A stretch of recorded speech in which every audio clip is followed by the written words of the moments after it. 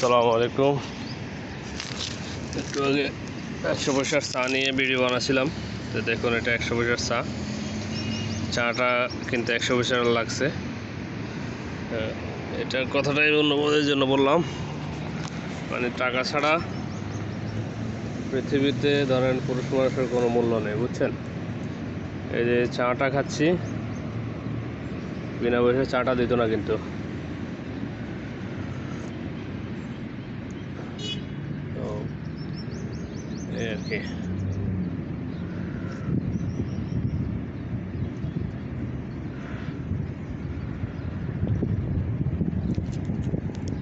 এখন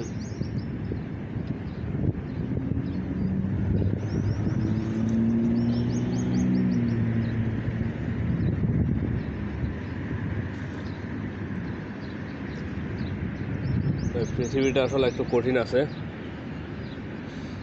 এখানে মানে সব কিছু গিভ অ্যান্ড টেক, কথা বুঝছেন না? আপনি কিছু দিবেন, কিছু পাবেন। এই পৃথিবী থেকে আপনি কিছু পেতে চাইলে কিছু দিয়ে যাবেন, দেনা পাওনার খেলা।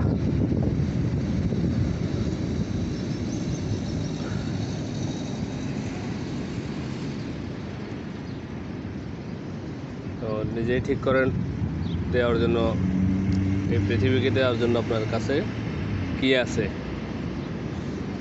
কিছু যদি না থাকে, যা পৃথিবীতে আছে, আপনি কোন জিনিসের উপর আপনি মানে ভ্যালুয়েট করতে পারবেন, তাও দেওয়া, মানে সেটাও এক ধরনের দেওয়াই, কথা বলছেন? এই টাকা দিয়ে চা কিনলাম, এটা কেনার জন্য টাকাটা যে মানে আমার হাতে আসতে, সেটার জন্য পরিশ্রম করতে হয়েছে, মানে শ্রম দিতে হয়েছে। শ্রম দেওয়ার পরে এই টাকাটা হাতে আসছে। এই টাকাটা আবার আমি দোকানদারকে দেওয়ার পরে দোকানদার আমাকে চা দিয়েছে, ঠিক আছে? তো এইভাবে সব কিছু। আবার এই চায়ের মধ্যে দোকানদার দেখা গেছে ভ্যালুয়েট করছে, চাটার মধ্যে চিনি মিশাইছে, চা পাতা মিশাইছে, দুধ মিশাইছে, চার কাপ কিনছে, তারপরে দোকানটা নিচে, ঠিক আছে? দোকান ডেকোরেশন করছে, স্টাফ রাখছে, সব কিছু মিলে। শুধু চা তো আর বিক্রি করছে না, অন্যান্য আনুষঙ্গিক যত কিছু আছে সব কিছুর পিছনে তার ইনভেস্ট আছে, শ্রম আছে, সেও দিয়ে আসছে। আবার আমিও তাকে দিতে হচ্ছে, ঠিক আছে?